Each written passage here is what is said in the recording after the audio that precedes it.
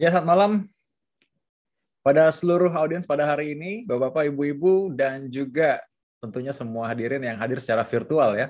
Hari ini kita akan membahas mengenai hal yang sangat amat sedang ramai dibicarakan ya, pembekuan darah atau D-dimer.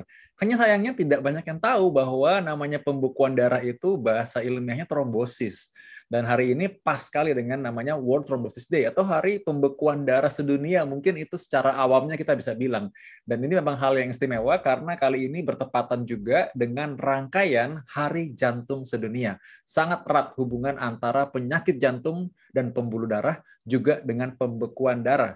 Secara perbandingan ya bahwa sampai sekarang penyakit kardiovaskular atau penyakit jantung dan pembuluh darah masih menjadi penyakit utama nomor 1 di dunia, bahkan untuk penyakit yang komorbid untuk COVID-19. Jadi walaupun sekarang pandemi, tapi penyakit jantung dan pembuluh darah masih nomor 1 dalam hal membunuh orang-orang. Jadi karena itu kita harus cegah sebisa mungkin ya. Dan penyakit ini ternyata dari semua data tersebut, pembekuan darah menjadi salah satu faktor yang utama. 1 dibanding 4 penyakit yang ternyata ditemukan orang meninggal ternyata ada hubungan dengan pembekuan darah.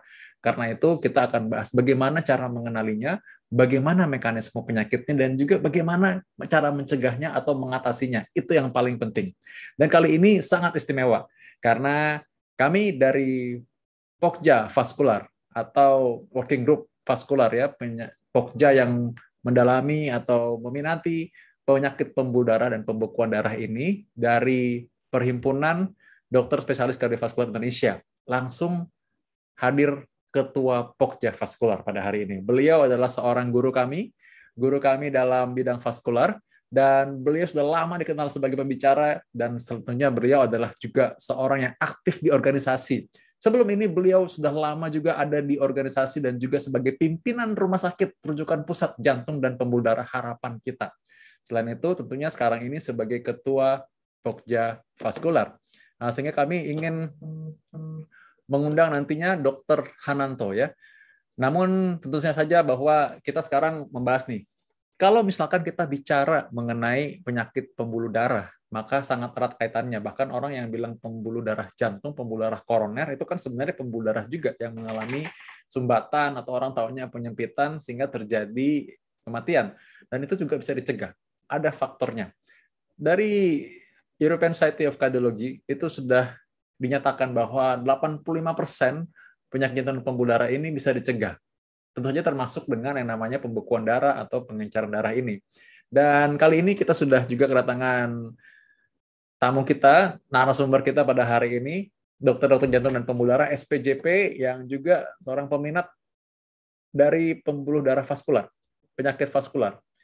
Kita sebenarnya mau sekali supaya dari seluruh penjuru tanah air ini ada, ya, namun tentu saja tidak muat nanti, ya. Karena itu kami sudah mengundang yang ada di sini. Yang pertama, Dr. Novi Kurnianingsih, SPJP konsultan. Beliau adalah juga seorang dosen di Universitas Brawijaya Malang, dan beliau juga adalah seorang yang sering kali kita dapatkan namanya kalau misalkan ada simposium atau seminar nasional.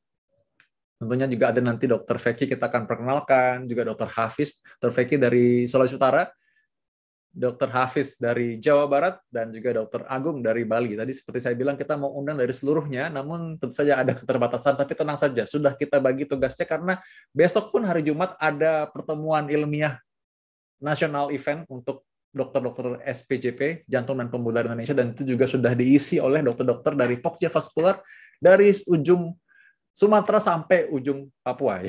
Ya, baiklah. Kali ini kita akan undang dengan hormat.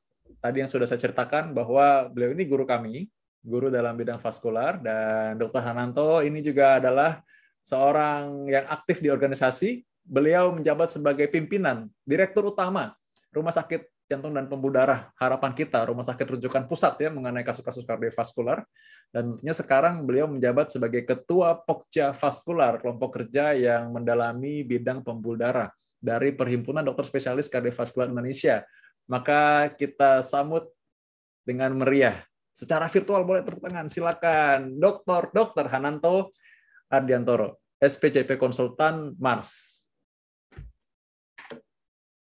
Terima kasih. Saya mohon maaf belum sempat mengganti background karena tadi barusan ada ini meeting dengan Departemen Pulmo Rumah Sakit Persahabatan. Ya, terima kasih untuk kesempatan yang diberikan, dan terima kasih untuk para pembicara dan juga kesempatan yang diberikan kepada Pokja Vaskuler dalam rangka World Heart Day. Dan ini adalah salah satu katakanlah webinar yang akan memberikan banyak ilmu kepada para pesertanya. Dan tadi Dr. Vito juga sudah mengatakan bahwa trombosis itu adalah satu penyakit yang menjadi momok pada sistem kardiovaskuler.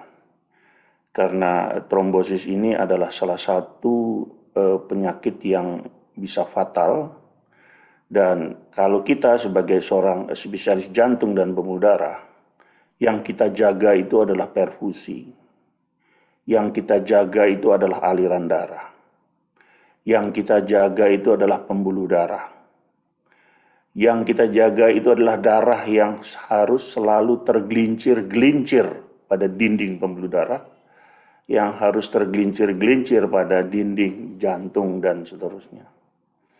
Sehingga dia bisa bergerak bebas sampai pada pembuluh darah yang terkecil. Ada gangguan sedikit saja hemorologi, baik itu viskositas, apalagi sampai terjadi trombosis. Ini pasti akan menjadi sesuatu yang kurang baik pada sistem kardiovaskuler. Dan yang harus diperhatikan tidak hanya darahnya, tetapi juga pembuluh darahnya. Sehingga ya nanti banyak para pakar di sini yang akan memberikan tentunya tadi ilmu yang bisa dibawa oleh teman-teman ya, untuk bekerja sebagai dokter yang baik. Pada Undang-Undang Praktek Kedokteran ada satu pasal yang mengatakan setiap dokter wajib menjaga dan menambah ilmunya. Dan pasal 79 Undang-Undang Praktek Dokter yang melalaikan pasal 59 poin E tadi dihukum dan didenda. Satu-satunya sarjana di Indonesia yang tidak pandai, saya mengatakan bukan tidak bodoh ya, yang tidak pandai dihukum itu dokter. Jadi ada undang-undang keperawatan tidak bicara begitu. Tapi undang-undang praktek kedokteran mewajibkan dokter untuk menjaga dan menambah ilmunya. Jadi para sejawat yang hadir pada hari ini, saudara-saudara adalah wakil, bukan wakil, saudara-saudara adalah citizen Indonesia atau warga negara Indonesia yang patuh terhadap undang-undang. Dan mungkin ada yang belum pernah baca undang-undang tersebut. Tapi undang-undang ini adalah untuk semua dokter di Indonesia. Baik yang umum, spesialis, subspesialis. Kenapa? Karena kliennya adalah human being. Sehingga itu ilmu saudara pada malam hari ini pasti akan bertambah. Ya. Kalau Anda mendengar dengan baik, Anda akan mendapat tambahan ilmu. Tapi kalau yang berbicara tidak bisa menambah ilmu, ilmunya dikeluarkan. Jadi kalau Dr. Feki bicara, ilmunya dikeluarin, dia nggak nambah ilmunya. Tapi yang mendengarkan sejawat-sejawat semua, insya Allah ilmu itu akan bisa didapatkan, dan yang pasti sudah obey terhadap undang-undang praktek kedokteran. Saya kira demikian sambutan saya. Insya Allah malam hari ini kita mendapatkan barokah yang luar biasa dengan ilmu tentang vaskuler dan tentang trombosis. Demikian sambutan dari saya. Selamat belajar, selamat mendengarkan. Semoga acara pada malam hari ini betul-betul menjadi acara yang terbaik untuk kita semua. Terima kasih. Wabillahi taufiq wal hidayah. Wassalamualaikum warahmatullahi wabarakatuh. Waalaikumsalam warahmatullahi wabarakatuh. Terima kasih Dr. Hananto, guru kami yang sudah mengajarkan terlebih dahulu ya, sering kali membagi ilmu dimanapun, kapanpun yang keluar ilmunya, bahkan sampai ilmu-ilmu yang biomolekuler sekalipun. Terima kasih Dr. Hananto sudah memberikan kami semangat untuk melanjutkan acara pada hari ini. Karena kehadiran Ketua Pokja sendiri tentunya istimewa sekali. Izin Dr. Hananto, kami akan mulai nih diskusinya. Nah, kali ini saya akan perkenalkan ulang tadi ya, yang sudah hadir bersama kita dari Jawa Timur, sebenarnya daerah Malang. Nah, tempat yang menarik untuk dikunjungi tahun lalu dengan sangat sukses menyelenggarakan acara Indovaskular. Dr. Novi Kurnianingsih, SPJP Konsultan. Hai Dr. Novi, selamat malam. Selamat malam, Dr. Vito. Everything okay di sana ya? Semoga flow-nya lancar. Dingin di sini. Dingin pastinya. Kayaknya kita udah lama pengen ke sana langsung ya. Yang dingin-dingin itu apakah berhubungan dengan pembekuan darah? Nanti kita bahas. Makanya stay tune tetap di sini. Lalu deket-deket dari Malang dulu deh. Kita langsung ke Dr. Agung Suwirya dulu. Dari Bali. Halo, Dr. Vito. Bagaimana kabar di sana? Ya, Bali mulai reopen besok. Mudah-mudahan Bali kembali jadi seperti Bali yang sebelumnya. Ya. Kalau istilah Dr. Hananto tadi, kalau mulai kembali itu normal berarti reperfusi ya. Namanya kan yang penting perfusinya, alirannya udah mulai lancar ya. Kan tergelincir-gelincir mesti. Kita punya sel darah merah itu supaya bisa mengantarkan oksigen sampai ke ujung sel. Lalu sebelum kita ke daerah Jawa lagi, kita ke daerah paling utara dulu mungkin. Sulawesi Utara. Bro, apa kabar Dr. Feki Sariawan? Halo, Dr. Vito. Kabar baik-baik ya. Oke, baik di sana. Mudah-mudahan nanti kita bisa bahas nanti kan mengenai, kalau di sini Dr. Feki kita bahas mengenai orang yang malas gerak ya, mager. Iya. Kan ada orang-orang DVT tuh nanti. Nah, seperti apa tuh kakinya suka pada bengkak? Nanti silakan pertanyaannya ya nanti ya. Lalu langsung juga ke Dr. Hafiz Kartamiharja, SPJP, MHKes Selamat dari malam, Jawa Dr. Barat. Vito. Selamat malam. Malam. Oke, Akang, mudah-mudahan Akang baik-baik aja ya, Damang.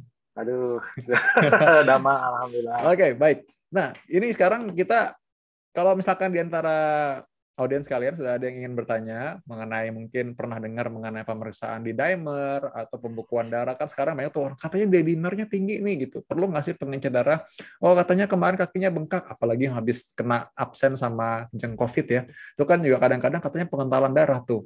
Perlu nggak sih pengecek darah lagi? Nah, itu boleh langsung tanya-tanya, nanti kita akan jawab sama-sama ya. Nah, sambil menunggu Anda bertanya, kita akan ngobrol-ngobrol dulu nih. Sekarang mungkin kan hari ini World Thrombosis Day. Nah, ini katanya kalau World Thrombosis Day itu orang kan taunya apa sih? Pembekuan darah. Kayaknya sama apa beda tuh? Nah, ini kan bisa terjadi di pembuluh darah bagian mana? Kalau kita lihat tuh di gambar ini, nah nanti Dr. Hafiz akan menerangkan, ini kok ada gambar otak, ada gambar kaki, ada gambar paru-paru. Gimana hubungannya? Kok bisa sih ada pembekuan darah di sana? Secara umum apa sih itu trombosis? Silakan Dr. Hafiz. Mangga atuh Kang. Ya. Terima kasih Dr. Vito atas kesempatannya nih ya. Jadi kita tahu tadi hari ini kan adalah World Thrombosis Day ya. Sampai berarti ini Thrombosis Day dibikin sebuah peringatan. Wah, ini artinya suatu hal yang penting gitu ya. Jadi apa sih trombosis? Itu kan pasti yang jadi muncul pertama gitu di pikiran kita dengan adanya World Thrombosis Day. Tadi kita tahu, jadi as we speak nih, selama kita bicara nih sekarang, selagi kita ada yang mungkin sambil bekerja di rumah, ada yang kalau ibu-ibu lagi masak gitu ya, semua pembuluh darah itu mengalir di seluruh pembuluh darah kita ya, dari jantung ke seluruh tubuh. Itu adalah yang tadi Dr. Hananto guru kita bilang bahwa pembuluh darah itu harus mengalir secara tergelincir-gelincir. Nah, sedangkan apa itu trombosis? Trombosis itu adalah proses terjadinya pembekuan darah. Jadi kalau kita lihat di gambar, nanti mungkin Dr. Vito bisa bantu di play, mungkin ya itu ada videonya. Jadi ada sebuah proses darahnya itu kemudian tidak tergelincir-gelincir, dia membeku dan kemudian lama-lama membentuk gumpalan di dalam pembuluh darahnya itu sendiri, sehingga dapat mengakibatkan adanya sumbatan. Akibatnya apa? Pembuluh darahnya tidak bisa terhambat dan aliran darah tidak bisa mengalir sampai ke ujung-ujung. Itu adalah trombosis. Jadi trombosis itu adalah pembekuan darah, sama sebetulnya ya. Jadi darah yang harusnya mengalir dengan lancar, dia membeku sehingga menghambat alirannya. Nah, tadi Dr. Vito kan tanya tuh, itu ada apa sih? Gambarnya ada kepala dan lain-lain. Jadi trombosis itu sebetulnya tadi saya bilang bisa terjadi di pembuluh darah. Nah, kita tahu itu pembuluh darah di tubuh kita itu ada dua jenis sebetulnya secara umum. Ada pembuluh darah kita kenal pembuluh darah arteri, atau mungkin lebih untuk awam kita kenal sebagai pembuluh darah nadi itu ya, dan juga pembuluh darah vena atau pembuluh darah balik. Nah, itu bisa terjadi pembekuan di mana aja, bisa di dua-duanya dok gitu. Jadi bisa di pembuluh darah arteri dan pembuluh darah vena. Nah, kalau misalnya pembuluh darah arteri yang kita tahu gitu ya, kalau terjadinya di pembuluh darah di leher ke otak, nanti dia ada sumbatan, jadinya stroke. Kita jadi bisa ke otak juga.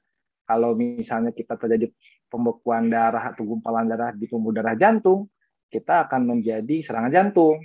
Gitu. Kalau di pembuluh darah kaki, arteri pembuluh darah di kaki, kita bisa ada namanya iskemik tungkai akut seperti itu. Dan kalau di pembuluh darah balik, nah itu juga bisa terjadi tuh di pembuluh darah balik, bisa di pembuluh darah yang kita kenal vena tadi. Kalau di kaki kita kenal dengan deep vein thrombosis atau trombosis pembekuan darah di vena dalam, ataupun juga bisa di superficialnya, di yang lebih atasnya gitu ya, sampai ke paru-paru. Jadi itu kurang lebih yang kita kenal dengan trombosis, Dr. Vito. Oh, jadi memang ternyata pembekuan darah ini bisa kena di hampir seluruh organ, dan itu yang audiens kita, bapak-bapak, ibu-ibu sekalian nih perlu tahu nih kan. Tadi ada yang menarik tuh, katanya kena di kaki. Nah, kaki ini kan kadang-kadang orang mungkin nggak sadar ya. Maksudnya kalau kaki itu keluhannya apa? Kalau di jantung kan sakit dada tuh. Kalau bagi hadirin sekalian yang sudah sering mendengarkan webinar dari Perhimpunan Dokter Jantung Indonesia ya, perki, maka tentunya harusnya sudah pernah ada bayangan juga tuh mengenai itu. Tapi kalau tadi itu mengenai kalau misalkan orang ada keluhan misalkan sumbatan kaki, taunya dari mana? Nah itu saya mau tanya, coba Dokter Novi bisa bantu kita supaya menjelaskan ya mengenai hal tersebut. Nah sekarang kalau misalkan kejadiannya mungkin anggap aja di kaki gitu. Nah apa yang kira-kira bakal terjadi Dokter Novi? Apakah orang tersebut tiba-tiba jadi pegel-pegel atau bagaimana? Ya, terima kasih Dokter Vito ya. Jadi tadi seperti yang sudah dijelaskan oleh Dokter Hafiz ya, pembuluh darah itu ada di semua organ ya. Mungkin tadi ada yang kepala, otak, kemudian jantung, dan salah satu organ juga yang cukup penting ya buat kita adalah kaki ya, untuk berjalan. Nah, di situ juga bagaimana kaki itu bisa berjalan, otot itu bisa bekerja, tentu dia harus mendapatkan makan ya, aliran suplai oksigen dan makanan nutrisi yang didapatkan atau dialirkan melalui pembuluh darah. Nah, tadi sudah dijelaskan oleh Dr. Hafiz juga bahwa pembuluh darah itu ada dua. Jadi kalau misalnya kita naik jalan tol, ada yang menuju, ada yang balik ya, menuju Surabaya atau balik ke Malang. Nah, seperti itu. Jadi ada aliran balik yang kita kenal sebagai pembuluh darah vena, ada aliran yang meninggalkan jantung yang kita kenal sebagai pembuluh darah arteri. Nah, ini yang ditanyakan oleh Dr. Vito ini, kita fokusnya ke pembuluh darah arteri, yaitu aliran darah yang meninggalkan jantung menuju organ-organ yang dituju ya. Mungkin salah satunya adalah kaki tadi. Nah, untuk apabila memang di situ terjadi suatu aliran darah yang tidak cukup ya, jadi misalnya kakinya tidak mendapatkan oksigen atau nutrisi yang cukup, tentu akan memberikan gejala yang kita kenal sebagai iskemik. Jadi iskemik itu artinya ketidakseimbangan antara kebutuhan dan suplai. Ya, jadi yang disuplai sama yang dibutuhkan tidak seimbang, sehingga kaki itu akan terjadi kondisi yang dikatakan sebagai iskemik, atau mungkin kalau saya bahasa awamnya lapar ya, jadi kakinya tuh lapar.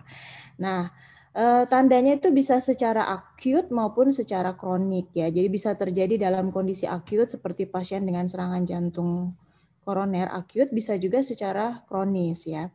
Nah, kalau misalnya kita bicara dalam kondisi akut, berarti kejadiannya pasti mendadak. Ya, tandanya adalah ya namanya yang kita bicarakan organ kaki ya pasti adalah nyeri pada kaki. Nah, bagaimana kita membedakan ini nyeri kaki karena gangguan dari sumbatan pembuluh darah arteri atau memang penyebab yang lain ya? Mungkin kalau para peserta kali ini pernah dengar penyakit rematik ya, asam urat dan sebagainya, itu kan juga nyeri kaki ya. Lalu bagaimana kita bisa membedakan ini nyeri kakinya?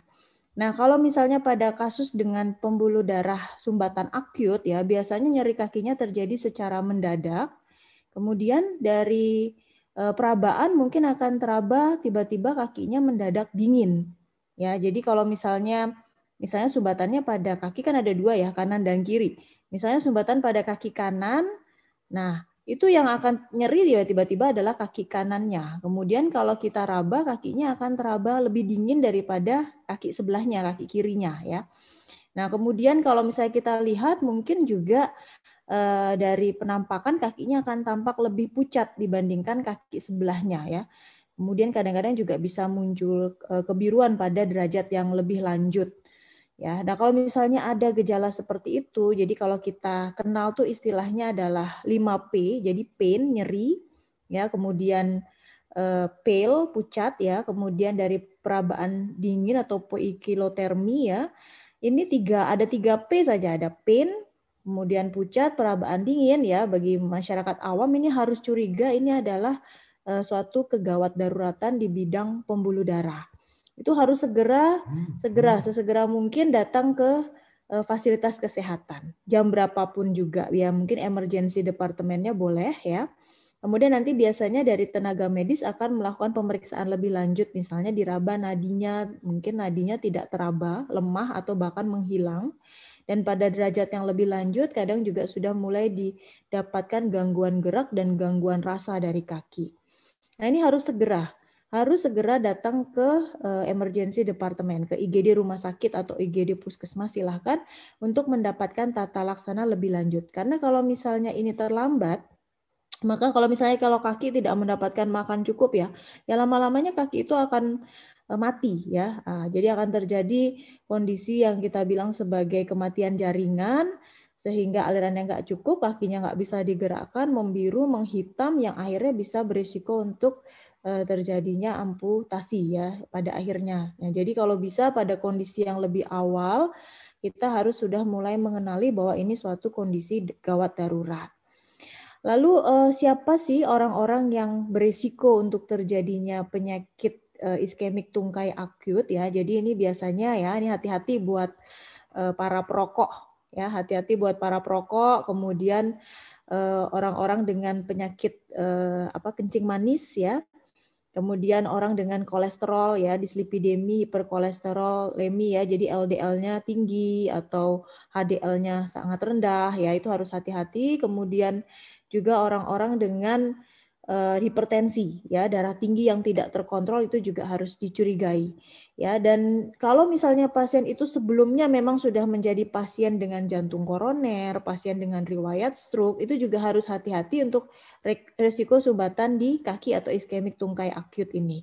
Dan orang-orang dengan usia yang lebih lanjut juga umumnya akan lebih berisiko untuk terjadinya ini. Dan gejala awalnya sebenarnya bisa dideteksi. Jadi ini sebenarnya kesannya kok akut ya, mendadak gitu. Tapi sebenarnya bisa kita deteksi lebih dini. Biasanya sudah mulai ada gejala-gejala ringan. Misalnya kalau misalnya pasien itu berjalan, dia akan mengeluh nyeri. Ya, terutama pada daerah ototnya. Jadi ujung kaki, betis sampai dengan paha. Ya, tergantung dari lokasi sumbatannya. Nah, itu biasanya pada jarak tertentu konsisten ya. Misalnya saya kok setiap jalan setiap 200 meter kok nyeri ya dok ya. Kemudian saya harus berhenti, nyeri saya langsung hilang, kemudian saya bisa melanjutkan jalan.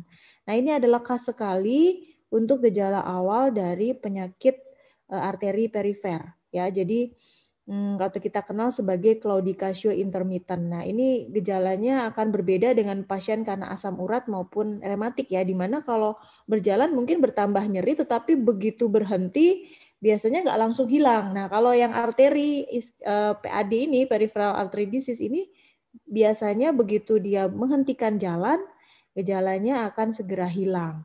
Nah, ini harus diwaspadai dan harus check up lebih dini ke dokter spesialis jantung dan pembuluh darah ya. Jadi tadi dokter Hafiz juga bilang jantung tuh ada pembuluh darahnya. Jadi dokter jantung dan pembuluh darah, termasuk pembuluh darah di semua tempat ya, termasuk di pembuluh darah kaki, bisa memeriksakan diri ke dokter jantung dan pembuluh darah.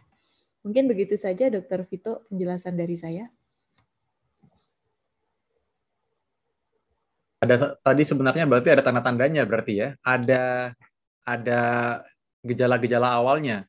Tadi boleh mungkin diulangi dok, itu mungkin kalau misalkan gejala-gejala awalnya seperti apa tadi, supaya audiens kita paham betul dan ingat sebelum kejadian tadi yang kumat langsung tiba-tiba dingin dan amputasi.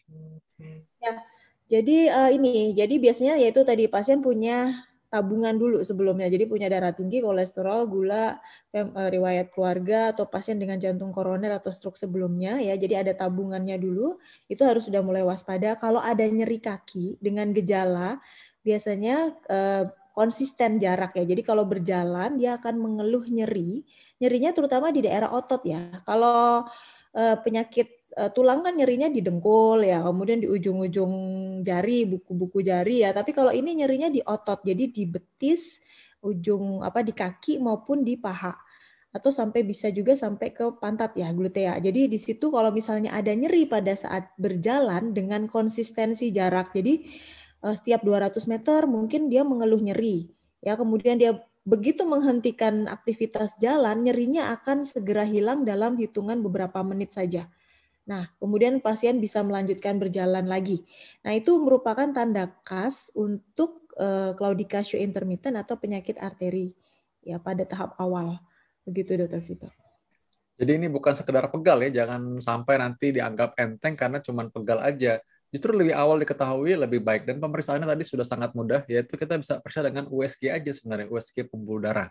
Baik, Dr. Novi, aku izin dulu ya, mau nanya mengenai hal yang lain, mengenai orang-orang yang mungkin lama baringan di tempat tidur terus sampai jadi pembekuan darah juga. Nanti kita kembali lagi ke Malang, Dr. Novi. Sekarang saya mau ke Dr. Feki dulu nih, ke Sulawesi Utara.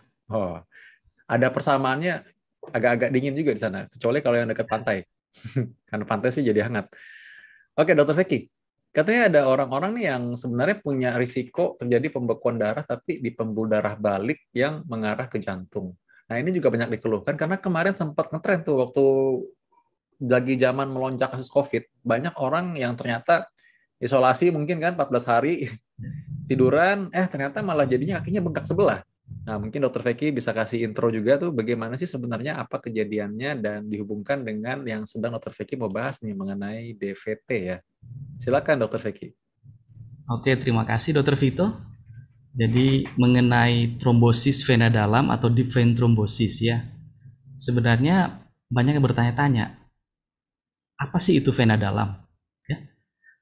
Jadi saya jelaskan di sini karena DVT ini atau deep vein thrombosis ini banyak berhubungan dengan kaki-kaki. Tadi sudah ditampilkan di slide juga, ini ada kaki juga.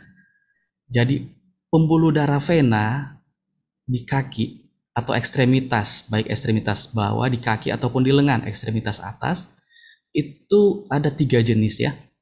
Yang pertama vena dalam yang disebutkan di sini. Apa sih itu vena dalam? Vena dalam itu adalah vena yang letaknya lebih ke dalam. Lebih tepatnya itu berada di dalam jaringan otot. Yang kedua, vena superficialis. Vena superficialis itu adalah vena yang letaknya itu lebih ke permukaan, atau lebih tepatnya itu di bawah jaringan kulit atau di jaringan ikat longgar di bawah lapisan kulit. Dan yang ketiga yaitu vena perforantes. Vena perforantes itu adalah vena yang menghubungkan antara vena superficialis dengan vena dalam. Jadi kalau trombosis vena dalam berarti adanya suatu penggumpalan darah yang abnormal yang terjadi pada vena yang di dalam otot. Jadi ada penggumpalan darah yang abnormal. Kalau arteri adalah darah yang pembuluh darah yang mengantar darah untuk keperluan organ dan jaringan. Kalau vena tugasnya adalah untuk mengalirkan kembali darah ke jantung. Nah, kalau ada sumbatan berarti ada hambatan aliran yang balik ke jantung. Kalau tadi Dokter Novi bicara mengenai kekurangan suplai, dingin-dingin kakinya, kalau untuk vena, trombosis vena dalam itu tidak dingin ya. Justru kelihatan karena dia aliran yang terhambat, makanya dia terjadi bendungan, terjadi overload. Itu yang kita lihat di gambar di sini, ada kaki yang bengkak. Ada 3 mekanisme yang bisa menjelaskan kenapa terjadi trombosis vena dalam. Tadi sudah di slide-nya Dr. Hafidz ya, mengenai trias Virchow. Di situ ada 3 kondisi atau 3 keadaan yang turut berperan terhadap terjadinya trombosis, baik di arteri maupun di vena. Yang pertama itu cedera endotel, cedera dinding pembuluh darah. Biasanya yang banyak berperan di situ karena adanya trauma, adanya penggunaan kateter vena, penggunaan bekas operasi atau trauma operasi pada pembuluh darah vena. Yang kedua yaitu stasis. Berbicara mengenai stasis, Dr. Vito sudah singgung tadi mengenai COVID tira baring lama ya. Jadi semua pasien-pasien yang tira baring lama, tira baring lebih dari 3 hari, kemudian adanya riwayat operasi dengan general anestesi maupun lokal anestesi yang mengharuskan pasien untuk tidur, ataupun ada suatu kegiatan atau kondisi yang mengharuskan pasien atau individu itu untuk duduk lama, misalnya perjalanan panjang ke luar negeri berjam-jam, mungkin 10 jam, 12 jam, 18 jam, itu juga menyebabkan terjadinya stasis. Atau individu-individu yang jarang bergerak, hanya duduk-duduk saja kerjanya atau di balik meja, sehari mungkin 6-8 jam itu duduk terus di depan komputer, itu bisa menyebabkan terjadinya stasis. Dan yang ketiga itu hiperkoagulabilitas, di mana terjadi ketidakseimbangan antara enzim-enzim di dalam komponen darah, antara enzim yang prokoagulan, pro pembekuan, dan antikoagulan atau anti pembekuan. Misalnya pada suatu kondisi pasien kanker, pasien-pasien dengan sepsis, ibu-ibu hamil ataupun yang masa nifas ya, itu mudah terjadi gangguan koagulasi. Kemudian bagaimana sih gejala dari trombosis vena dalam ini? Gejala yang paling sering dikemukakan atau diutarakan oleh pasien yaitu adalah pembengkakan. Di mana pembengkakan paling sering bersifat unilateral. Jadi satu sisi. Bisa saja dua sisi, tapi yang paling banyak itu satu sisi. Bengkaknya bagaimana? Bengkaknya ada yang mengatakan bengkaknya itu satu tungkai, ada yang di bawah lutut, kemudian adanya pitting edem. Pitting edem itu apa? Pitting edem apabila kita menekan permukaan kulit tungkai, setelah kita tekan masih terlihat adanya cekungan pada kulit kita. Itu namanya pitting edem. Atau pembengkakan satu sisi yang kalau kita ukur bedanya itu lebih dari 3 cm antara kaki kanan maupun kaki kiri. Kemudian nyeri, tidak nyaman, rasa kesemutan, sulit mengangkat kaki, rasa berat pada kaki, sulit untuk membengkokkan kaki. Itu tanda-tandanya. Dan satu yang membedakan dengan penyakit arteri yaitu kalau penyakit arteri tadi Dr. Novi sudah sampaikan dingin, poikilotermi. Kalau pada deep vein trombosis vena dalam biasanya hangat. Hangatnya akibat adanya vena yang dilatasi sehingga teraba hangat. Bahkan ada yang sampai kemerahan. Gejala mirip pada vein varicose, chronic venous insufficiency, mirip. Bisa ada terjadinya inflamasi, kemerahan pada pergelangan kaki. Jadi itu tanda dan gejala. Jadi kalau ada gejala-gejala seperti itu, hendaklah kita untuk segera datang untuk memeriksakan. Karena apa? Karena penyakit trombosis vena dalam bisa menyebabkan terjadinya komplikasi yang mematikan, yaitu emboli paru. Dan emboli paru ini rata-rata dari total yang dilaporkan di Amerika itu 60% dari emboli paru itu bisa menyebabkan komplikasi yang fatal, bahkan 30% bisa mati akibat emboli paru. Jadi itu yang harus diperhatikan. Mungkin itu Dr. Vito. Yes, jadi memang kalau kita lihat ternyata namanya trombosis atau penyakit vena dalam ini ternyata cukup fatal juga, dan alasannya ternyata cukup sering tuh orang-orang yang kalau misalkan jalani operasi juga kadang-kadang kan mungkin tiduran lama lalu lupa bahwa dia punya risiko tersebut, atau orang-orang punya penyakit kronis. Dok, ini sudah ada pertanyaan dari audiens kita pada hari ini dari Nur Rahmah ya. Dan izin bertanya, apakah trombosis yang biasa orang awam sebut varises? Nah, ini menarik nih. Tadi gambarnya sebenarnya udah ada sedikit-sedikit ya. Nah, sekalian, dokter, kita jawab aja karena mumpung lagi bahas mengenai pembekuan darah dan juga vena. Dokter Veki, silakan Dokter Veki. Dokter Veki udah bisa? Iya. Oh iya. Jadi varises ya. Jadi varises itu beda dengan trombosis vena dalam. Tapi varises itu bisa menyebabkan terjadinya trombosis karena stasis ya. Jadi varises yang merupakan bagian dari chronic venous insufficiency bisa menyebabkan aliran darah menjadi lebih stasis. Stasis adalah salah satu kriteria dari Virchow yang tadi saya sebutkan, sehingga bisa memicu terjadinya trombosis pada pembuluh darah vena. Ya, memang kalau kita ngomong varises nanti mungkin kita perlu seminar lagi nih kalau gitu. Ya, baik. Terima kasih Dokter Veki. Dokter Veki, ini sekarang saya mau ke daerah yang sekarang sudah diimpi-impikan sebagian besar rakyat Indonesia kayaknya untuk pergi ke sana lagi ya, ke Bali nih.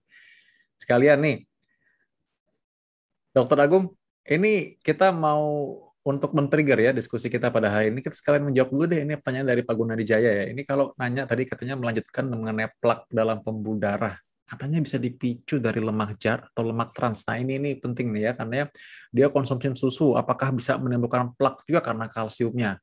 kalau dibawa makan dengan makan sayur dan buah, itu jadi plak apa enggak? Banyak nih pertanyaannya. Sekarang pertama mungkin plak dari lemak jahat dulu kali ya. Kita ke sana dulu. Plak dari lemak jahat. Silakan, dokter. Ya, terima kasih Dokter Vito. Jadi tentu kalau kita melihat faktor risiko tentang penyakit pembekuan darah, kemudian komplikasi yang disebabkan oleh penyakit pembekuan darah itu, beberapa faktor risiko yang paling terkait itu adalah gaya hidup tentu. Salah satu gaya hidup yang paling kita waspadai saat ini tentu sedentary life ya, yang gaya hidup yang tidak banyak bergerak, kemudian selalu mengkonsumsi banyak kolesterol mungkin. Yang seperti itu tentu akan terjadi penumpukan lemak jahat seperti sebenarnya istilah lemak jahat itu istilah yang awam, yang baik, yang cukup mampu menerjemahkan secara gampang kepada masyarakat bahwa ada lemak baik, ada lemak yang tidak baik. Jadi ada lemak jahat. Jadi lemak jahat yang banyak tertumpuk di pembuluh darah itu pun akan menjadi cikal bakal terjadinya penyumbatan di dalam pembuluh darah. Penyumbatan pembuluh darah itu pun juga bisa terjadi di mana saja, bisa jadi di pembuluh darah jantung, pembuluh darah yang lebih jauh, pembuluh darah arteri di perifer, atau pembuluh darah vena di kaki, arteri di vena, itu semua bisa tertumpuk dengan seperti itu. Jadi tentu kita harus memonitoring dengan ketat bahwa apakah kadar kolesterol yang kita kategorikan lemak jahat itu cukup tinggi dalam darah kita atau ternyata sudah dalam kadar yang normal. Tentu ketika sudah kita temukan kalau kadar kolesterol yang kita anggap lemak jahat itu tinggi, tentu kita harus memberikan beberapa intervensi. Tentu kita harus membersihkan diri kita apakah perlu pemberian obat anti kolesterol atau hanya cukup dengan perubahan gaya hidup saja. Mungkin dari saya sih itu saja Dr. Vito sementara, karena memang pembahasannya cukup luas untuk kolesterol. Yes, baik. Ini memang pertanyaan dari audiens kita, jadi kita mesti jawab sedikit tadi, tapi nggak apa-apa, memang masih ada hubungannya sedikit dengan trombosis, karena di awalnya timbul plak atau penyempitan itu mungkin menjadi awal mula atau cikal bakal timbulnya trombosis juga di satu tempat. Ya. Nah, baik, kita kembali ke topik kita membahas mengenai pembekuan darah, tadi lanjut mengenai vena tadi ya. Ada penyakit yang tadi bisa menyebabkan kematian, dan ini sangat amat kita takuti ya, karena itu harus kita cegah. Orang yang dari awal BVT tiba-tiba bisa menjadi pulmonary emboli. Nah, ini sebelum kita melangkah ke pulmonary emboli, kan suka banyak tuh rame orang bahas mengenai pemeriksaan di dimer ya. Nah, mungkin kita bahas dulu nih mengenai pemeriksaan di dimer, dan sekarang kan lagi sering dibahas karena orang lagi pasca COVID kadang-kadang cek di dimer tinggi di dimernya. Ternyata ada pembekuan darah dan risiko terjadinya trombosis saya sangat tinggi ya. Mungkin sebelum itu kita bahas dulu nih, sebenarnya apa sih pemeriksaan itu dan pentingnya apa, Dokter Agung? Ya, terima kasih Dr. Vito. Jadi seperti yang ditampilkan pada layar para audiens, para penonton pada malam hari ini, D-dimer ini sebenarnya itu mulai diperkenalkan kalau tidak salah itu pada tahun 90-an. Pada tahun 90-an itu D-dimer diperkenalkan, kemudian CT scan pada pulmoner juga diperkenalkan. Semenjak saat itu, kejadian pulmonary emboli mampu dideteksi secara cukup signifikan. Jadi ada peningkatan kasus pulmonary emboli yang kita bisa temukan berdasarkan pemeriksaan D-dimer. D-dimer itu sendiri sebenarnya adalah suatu produk dari degradasi fibrin, di mana fibrin itu sebenarnya ada dua, ada fibrinogen yang soluble fibrin, kemudian yang terinduksi oleh faktor 13A, sehingga menciptakan suatu cross-link fibrin, di mana cross-link fibrin ini ketika bercampur dengan yang namanya plasmin, itu akan membentuk suatu degradasi produk yang tersebut dengan D-dimer. Sebenarnya D-dimer ini fungsinya adalah mampu mendeteksi kejadian trombosis di dalam tubuh kita, yang sebagai alat bantu para rekan-rekan dokter sekalian untuk menegakkan diagnosis apakah pasien tersebut mempunyai diagnosis DVT, apakah punya diagnosis pulmonary emboli, atau penyakit pembekuan darah yang lain. Sehingga ketika kita menemukan terjadi peningkatan yang cukup signifikan, tentu kita harus cross check kembali dengan faktor risiko atau tanda-tanda klinis pada pasien. Jadi tidak semua D-dimer yang tinggi itu serta-merta kita langsung memberikan penanganan jika kita tidak memberikan suatu penilaian terhadap kondisi klinis sebelumnya. Jadi perlu kita cross check.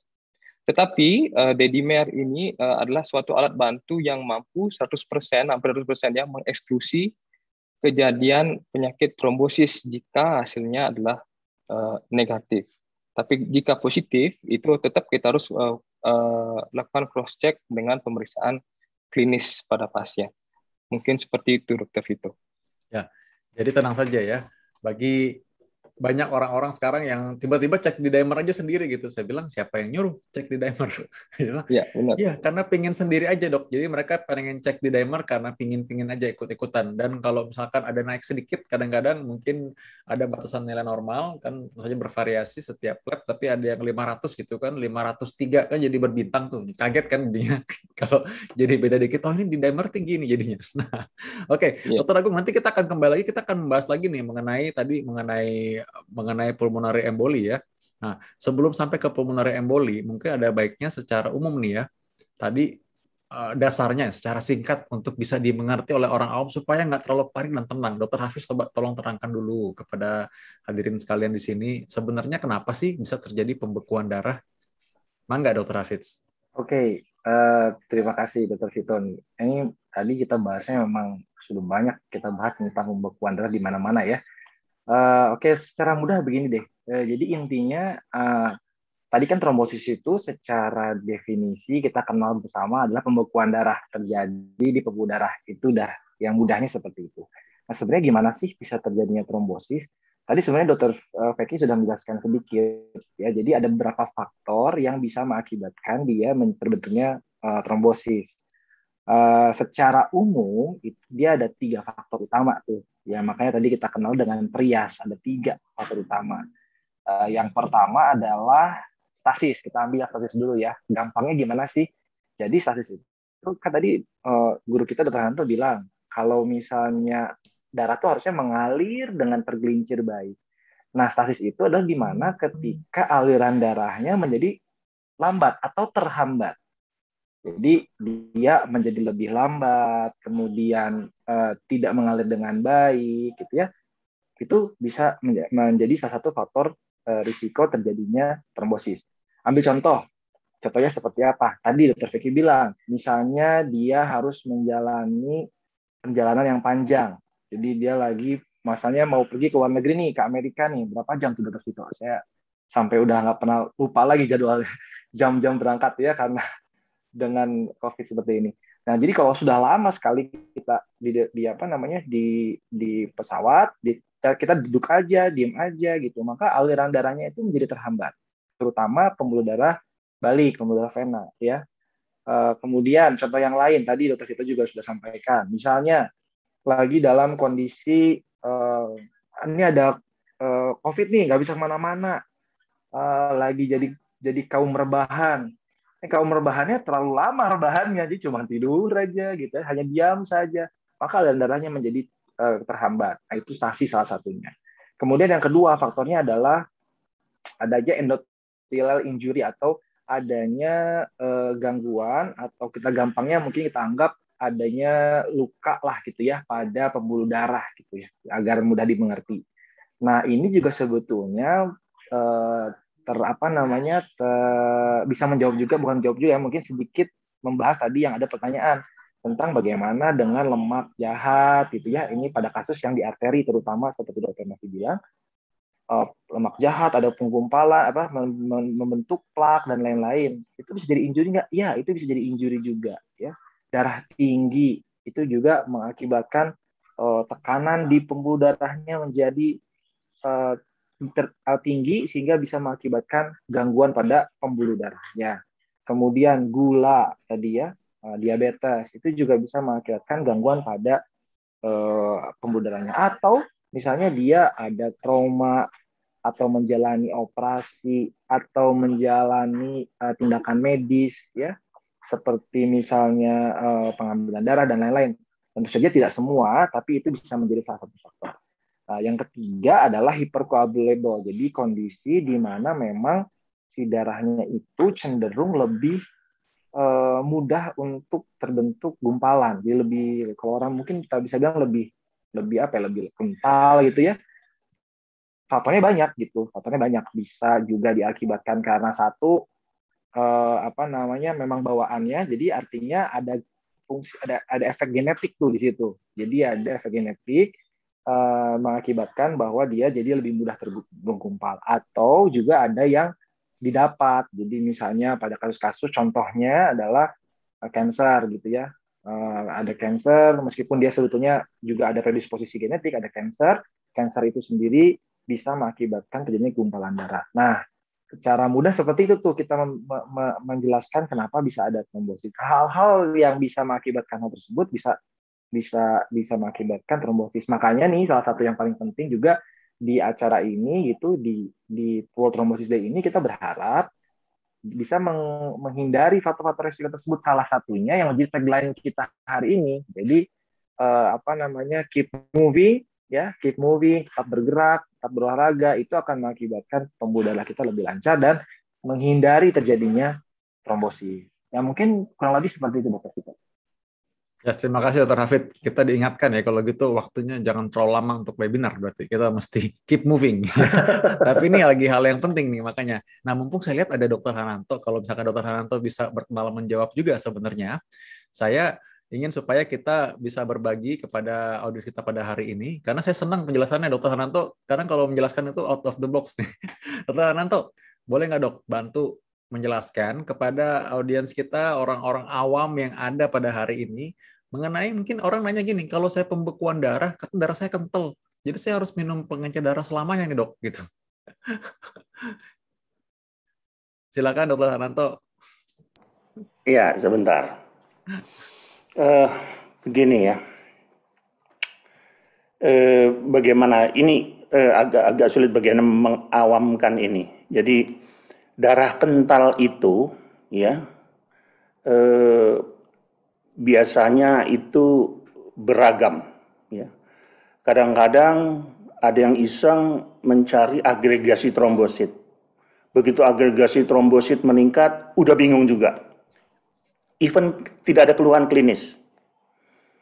Jadi darah kental, kemudian tadi Dr. Vito juga di dimer normalnya 400 saja di satu sheet gitu. Nanti dia 405 udah bingung. Begini ya. dalam hidup ini ada satu keseimbangan.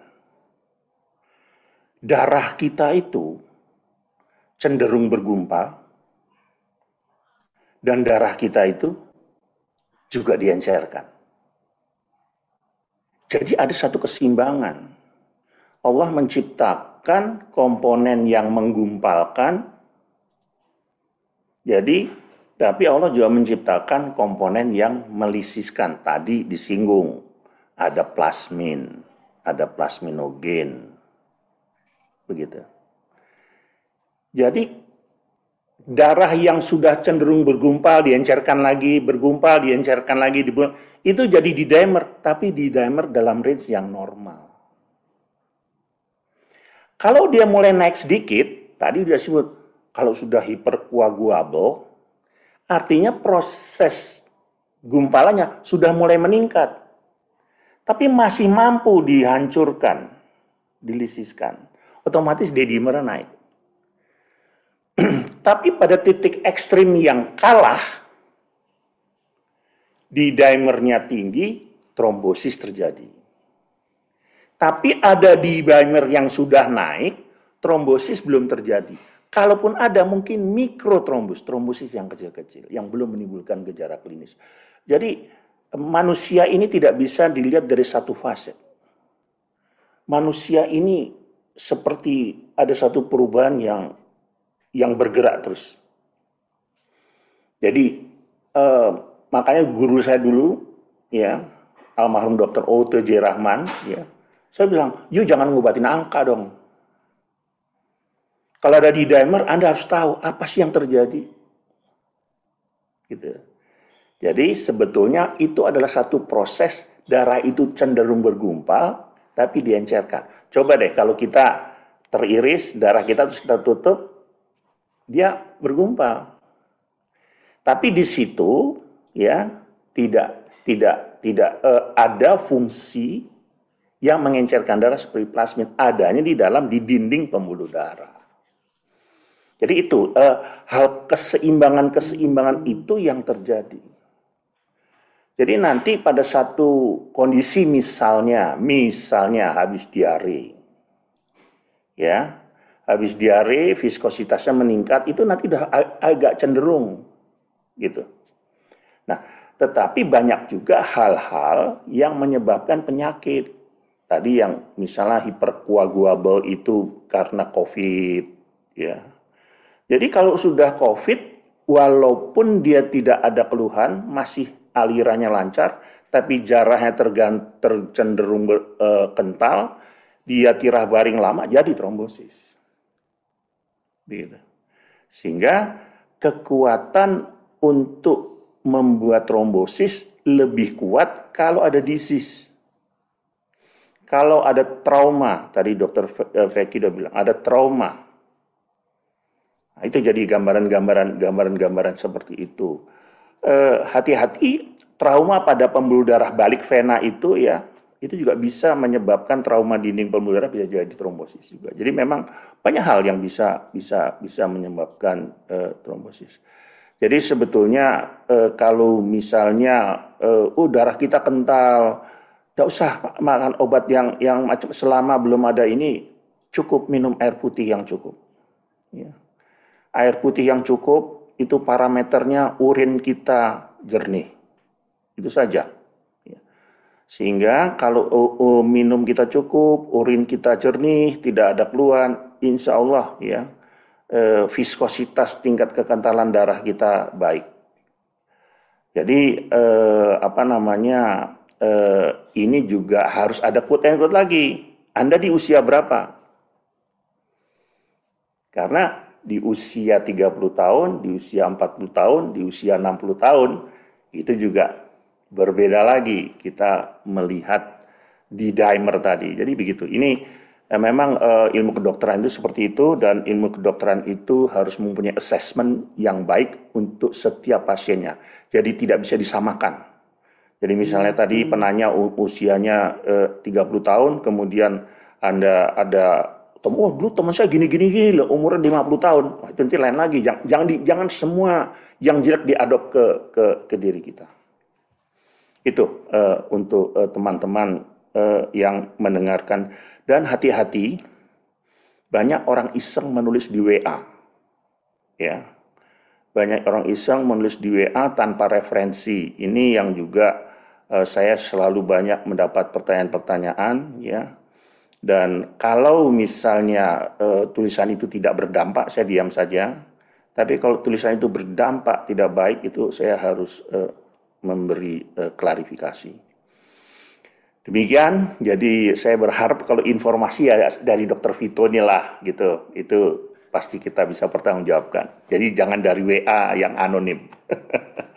Saya kira itu Dr. Vito dari saya, mudah-mudahan bisa dipahami. Baik, jelas sekali dokter. Terima kasih dok.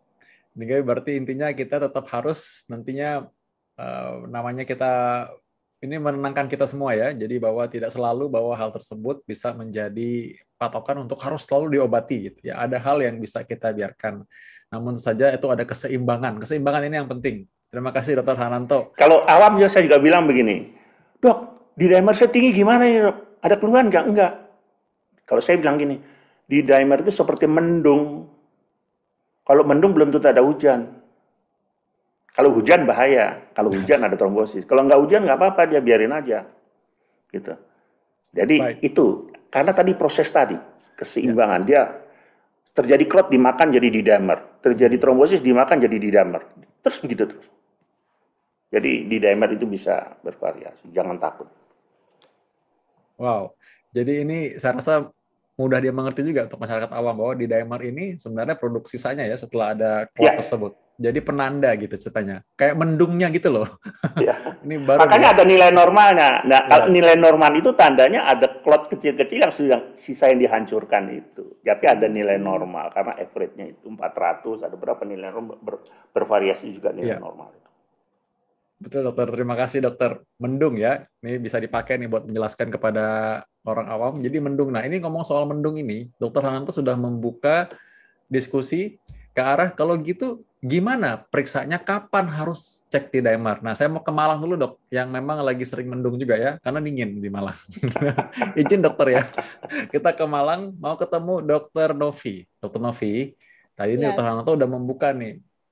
Jadi kalau gitu kapan kita cek di dimer? Karena di dimer ini bisa menjadi petanda mendung. Justru sebelum hujan kita bisa cek dulu mendung apa enggak nih supaya kita bisa sedia payung sebelum hujan. Nah, jadi kapan sih kita perlu cek di dimer ini? ya, jadi pemeriksaan D-dimer ini bukan suatu screening ya. Tidak semua orang tanpa gejala terus kita harus cek D-dimer, enggak. Jadi memang harus ada penyebab ya kira-kira atau mungkin gejala. Mungkin di era COVID ini D-dimer ini jadi booming ya. Semua orang periksa D-dimer ya. Habis COVID periksa D-dimer, tapi ya sebenarnya tidak sesuatu yang harus rutin. Nah, biasanya kita memang melakukan pemeriksaan D-dimer pada pasien dengan COVID yang dirawat di rumah sakit. Jadi untuk menentukan evaluasi diagnostik awal, prognostik ya, dan apakah perlu memberikan terapi obat pengencer darah pada saat perawatan. Tapi kalau memang COVID ringan tanpa gejala atau pasien sudah pulang dari COVID, tidak perlu kita lakukan pemeriksaan D-dimer. Itu malah nanti bikin was-was takut ya. Jadinya nanti akhirnya macam-macam nggak karuan malah minta obat pengencer darah padahal secara gejala tidak ada. Nah kalau pada pasien yang bukan COVID, ya harus ada gejala dulu ke arah yang tadi dikatakan sebagai deep vein thrombosis ya. Jadi mungkin memang sudah ada gejala baik dari simptom gejala maupun dari pemeriksaan memang sudah mengarah ke arah sumbatan pembuluh darah. Itu kita perlu ya untuk istilahnya membantu untuk menegakkan diagnosis dari tenaga medis. Kita akan melakukan pemeriksaan D-dimer. Begitu. Jadi tidak perlu untuk screening untuk pemeriksaan D-dimer ini, Dr. Vito. Begitu dari saya. Ya, baik. Memang untuk screening nggak perlu, tapi tadi Dr. Novi sudah memberikan kalau misalkan COVID, terutama yang gejala berat tuh yang kita bisa cek di dimer. Jadi itu wajar-wajar aja kalau diperiksa karena tadi meminjam istilah Dr. Hananto, kita bisa lihat mendungnya dulu sebelum kejadian hujannya. Nah, sekarang kalau misalnya nih kita bahas bukan soal COVID nih. Dr. Vicky tadi udah bahas mengenai DVT kan. Nah, kapan kita perlu cek di dimer dan mungkin tanda-tandanya seperti apa? Mungkin tadi sudah dibahas selintas, tapi kita bisa ulang lagi sedikit karena ini kadang mungkin bagi orang-orang yang merawat orang lanjut usia di rumah atau mungkin orang-orang yang habis operasi sehingga dia jangka waktu panjang dia pikir tiduran terus boleh tuh bed rest di rumah tanpa mungkin takut ada bahayanya, padahal ada bahayanya. Silakan Dokter Vicky. Jadi pada pasien-pasien yang bergejala dengan deep vein thrombosis, ya itu memang harus kita periksakan di dimer. Apalagi kalau gejalanya itu kurang begitu khas. Jadi ada kriteria sebenarnya pada penderita yang kita curigai adanya trombosis vena dalam, namanya kriteria Wells ya. Jadi itu ada beberapa kriteria antara lain pasien punya riwayat cancer, punya riwayat deep vein thrombosis sebelumnya atau emboli paru sebelumnya, pasien dengan keluhan bengkak tungkai, pasien dengan pitting edem yang tadi saya jelaskan ya, pasien yang dengan tungkai bawah membesar lebih dari 3 cm dibandingkan tungkai yang sebelahnya. Nah, apabila kriteria yang cuma satu misalnya, jadi masih ragu-ragu, cuma bengkak saja tungkainya. Nah, itu sebenarnya sih yang disarankan untuk kita melakukan pemeriksaan untuk screening, untuk di dimernya. Ya, baik. Dan kalau begitu berarti artinya pemeriksaan dokter tetap penting ya? Kan sekali lagi kan bukan angka yang diobati kan. Jadi pemeriksaan klinis pun masih sangat penting bagi rekan-rekan dokter. Kita mengingatkan sekali lagi bahwa tentu saja penilaian klinis pun masih penting. Jadi bukan cuma angkanya yang diobati ya. Baik, saya sedikit bisa menambahkan Dr. Vito ya. Sangat bisa, silakan dokter. Jadi begini untuk teman-teman ya. Jadi kalau ada kaki bengkak, biasa kalau gini, dok kaki saya bengkak, tapi kalau bangun pagi tidur kempes. Jadi kalau seharian kerja agak bengkak, bangun pagi tidur kempis ya. Itu ada kemungkinan ada kelainan di pembuluh darahnya, tapi jangan berpikir bengkaknya dokter Vicky tadi. Tapi kalau misalnya Anda bangun tidur kakinya masih tetap bengkak, itu tolong deh, gampang kok di rumah, ada meteran kan, diukur kaki kiri kaki kanan. Tuh nanti kalau kaki kiri kaki kanan selisih 1 cm baru periksa di dimer. Begitu. Jadi kalau sama terus kempes itu ya mungkin apa namanya. Tapi kalau tadi yang dokter Vicky dokter bilang ada berbeda, ukur sajalah pakai lingkaran. itu berbeda 1,5 senti pada tempat yang sama di kaki kiri, kaki kanan, kita sudah curiga. Jadi mungkin itu salah satu yang kita lihat, kemungkinan si koagulasi ini udah lebih kuat daripada yang menghancurkan gitu. Jadi walaupun yang menghancurkan sudah kerja keras ya, sisanya jadi di dimer banyak, tapi yang bergumpal ini juga sudah banyak. Jadi itu, jadi gampang saja diukur aja kakinya dengan lingkaran. Baru nanti datang ke dokter Feki. Saya kira gitu. Terima kasih Hanto, Dokter Feki ada di Sulawesi Utara nih. Jadi ini kita Pokja Vaskular sudah ada dari ujung Sumatera mungkin sampai ujung Indonesia, sudah bersebaran banyak ya, dan beliau ini ketua Pokja Vaskular. Terima kasih dok. Nah dokter, ini saya sekarang tadi, kalau tadi udah dibilang mendungnya, nah hujannya kalau misalkan orang cek di dimer dan juga mengenai trombosis ini, tadi kan masalahnya sempat disinggung mengenai emboli paru ya. Mungkin dokter Agung boleh lebih menjelaskan lagi emboli paru itu seperti apa dan bahayanya apa ya, mungkin secara singkat aja. Ya, Yang terima kasih Dr. Vito. Siap. Ya, jadi singkat saja karena tadi sudah banyak expert yang menjelaskan tentang ini dan sudah dapat singgung oleh Dr. Feki juga tentang emboli paru. Jadi sebenarnya emboli paru ini adalah suatu oklusi atau tertutupnya pembuluh darah arteri pulmonar ya, di mana pembuluh darah itu menghubungkan antara jantung dan paru-paru. Ini disebabkan karena adanya sumbatan yang bisa disebabkan oleh kejadian di tempat lain. Dia sumbatan yang traveling ya. Karena saya dari Bali, saya ngomong traveling ya. Dia traveling itu sumbatannya sampai ke arteri pulmonar. Biasanya itu berasal dari pembuluh darah yang di bawah, yang dijelaskan oleh Dr. Peggy tadi, yaitu tentang DVT. Jadi pembuluh darah ini yang sudah mengalami DVT, itu sumbatannya terlepas dan traveling sampai ke arteri pulmonar. Dan itu biasanya menyebabkan gejala yang cukup mendadak, yang sangat-sangat tidak bisa kita prediksi. Kejadiannya benar-benar seperti kalau diistilahkan tidak ada hujan, tidak ada petir, tiba-tiba sesak saja yang bisa muncul pada pasien. Kemudian kadang-kadang disertai dengan berdebar sampai turun tekanan darahnya turun cukup jauh. Kemudian biasanya pasien ini seringkali menghadapi kondisi yang imminent death atau bisa mengancam nyawa pasien tersebut. Karena secara epidemiologi kejadian pulmonary emboli ini adalah kejadian yang sangat mengancam nyawa, dan salah satu data menyebutkan bahwa 300.000 kematian itu disebabkan oleh pulmonary emboli. Kemudian jika kita lihat kenapa sih bisa terjadi pulmonary emboli? Sudah jelaskan sebelumnya, sudah terjadi DVT sebelumnya. Atau yang paling sering kita hadapi adalah pasien mengalami proses yang alami, misalkan proses kehamilan. Jadi pasien dengan kehamilan itu sebenarnya sudah mengalami proses trombosis yang alami.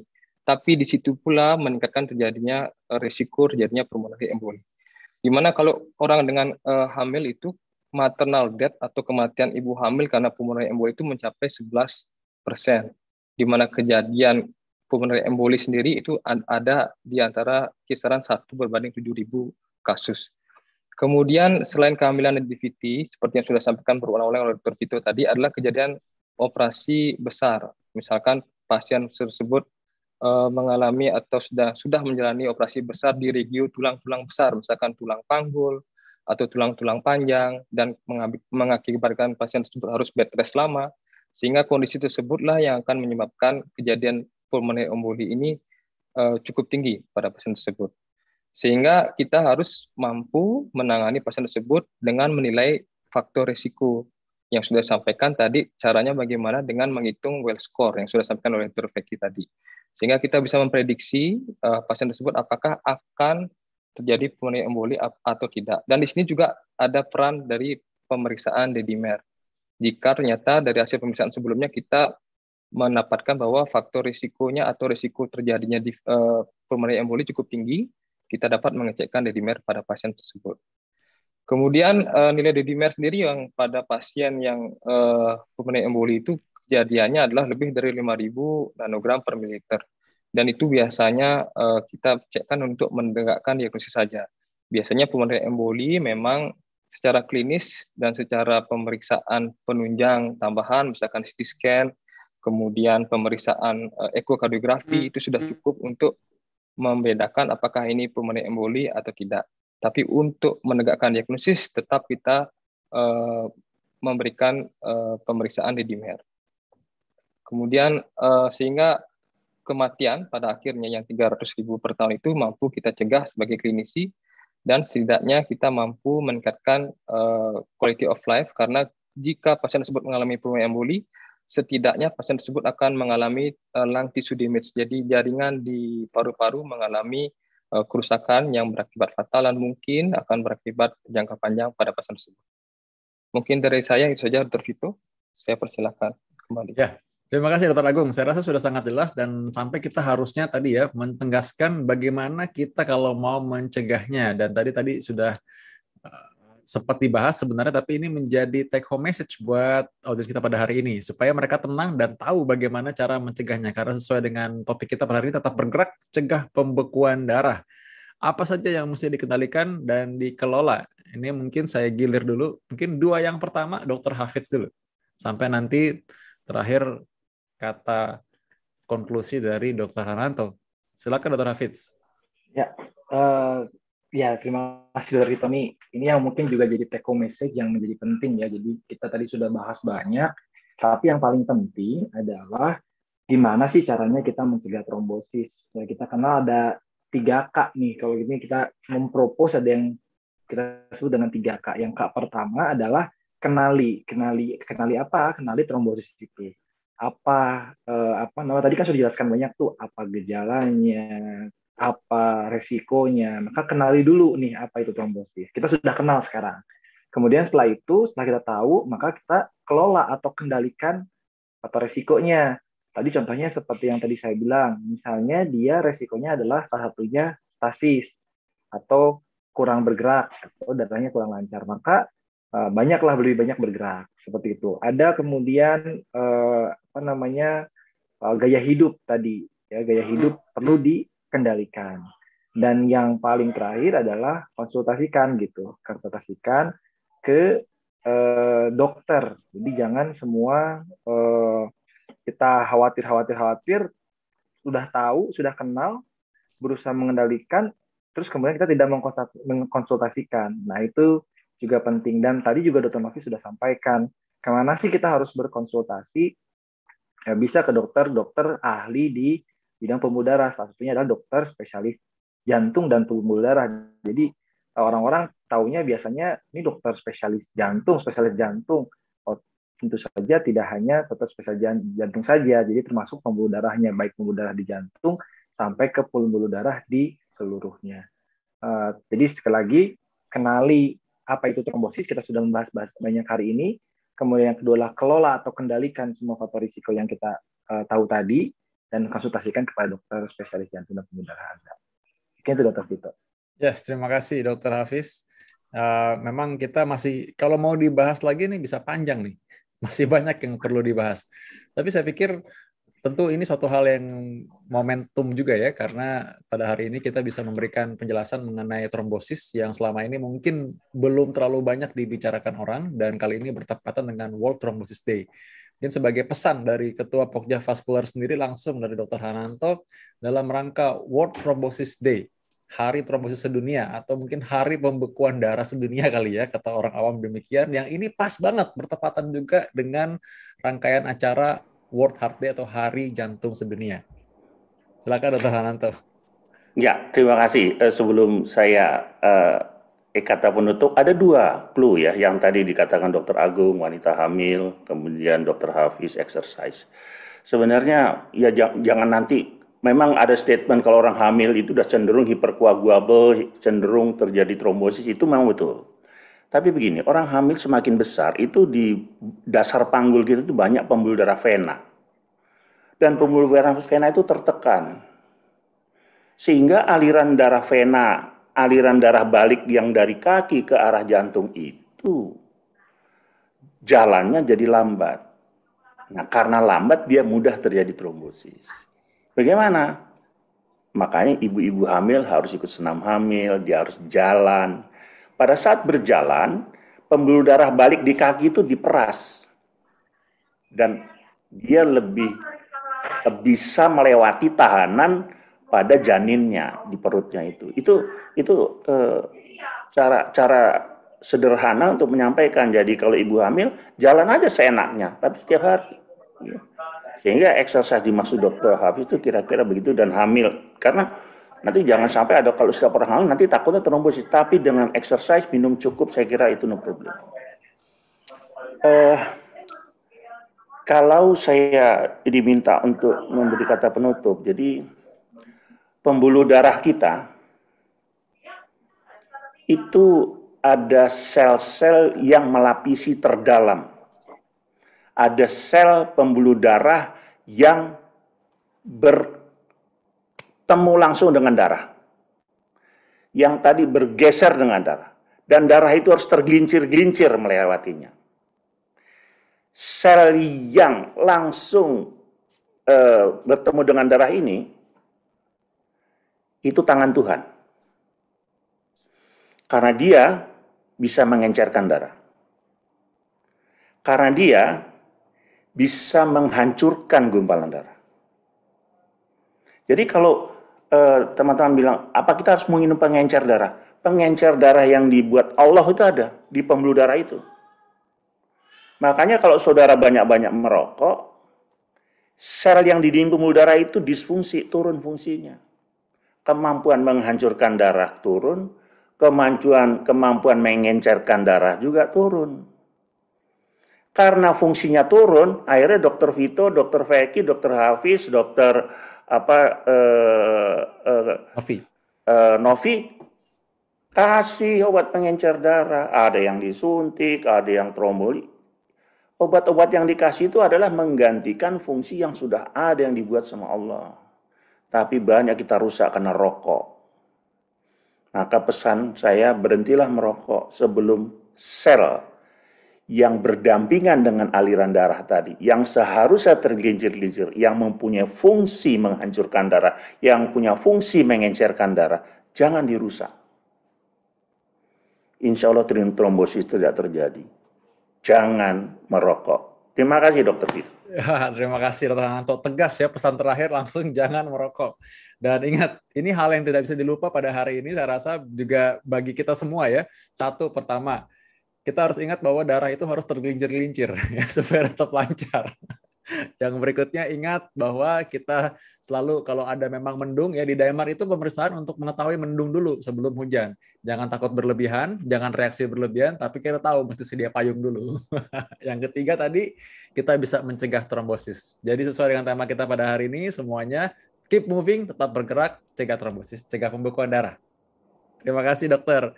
Baiklah, saya izin buat kita semua boleh misal mengambil foto dalam hari ini. Silakan bagi teman-teman panitia boleh bantu ya supaya bisa mengambil foto hari ini. Kita sama-sama belajar mengenai trombosis. Oke, bisa dihitung. Saya hitung ya. 1, 2, 3. Yes. 1, 2, 3. 1, 2, 3. Oke, keep moving semuanya. Bagi teman-teman semua, semoga selalu sehat. Salam dari kami, Pokja Vaskular dari Perki. Dan juga terima kasih untuk Kemenkes yang sudah mau berkolaborasi bersama kami. Dan ingat kami juga akan mengadakan seminar nanti pada hari Jumat nanti juga mengenai temanya masih mengenai trombosis juga nanti endovaskular di Surabaya. Kami akan konsisten sesuai dengan amanah Ketua Pokja Vaskular untuk terus memajukan keilmuan karena katanya kita mesti memang harus udah wajib bagi seorang dokter untuk memajukan ilmu juga. Bagi semuanya pada hari ini sponsor juga pada hari ini terima kasih banyak sudah mendukung bagi Roche dan juga bagi semua yang sudah sibuk pada malam hari ini semua hadirin. Insya Allah katanya kalau namanya ilmu itu barokah tadi kata Dr. Hananto. Baik, salam sehat semua. Semoga kita semua sehat. Sampai ketemu. Assalamualaikum warahmatullahi wabarakatuh. Waalaikumsalam warahmatullahi wabarakatuh. Assalamualaikum.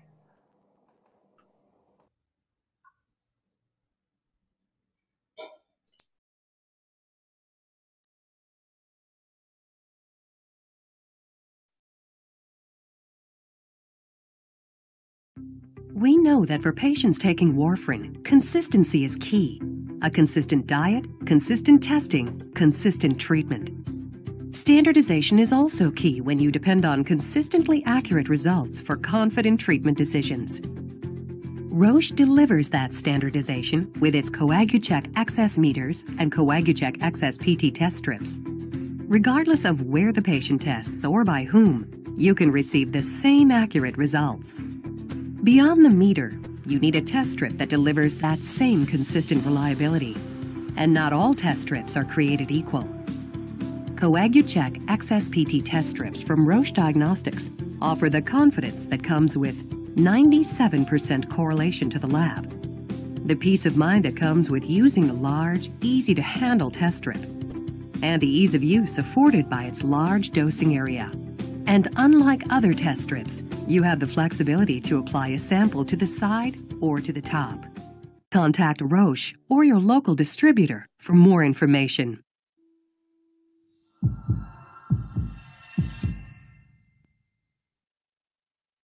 Oke, terima kasih Dr. Hafiz, terima kasih Dr. Feki, terima kasih Dr. Novi, terima kasih Dr. Agung, terima kasih, thank you. Afifah juga mungkin yang lagi on, terima kasih Mbak Ririn dari Roche, thank you banyak ya.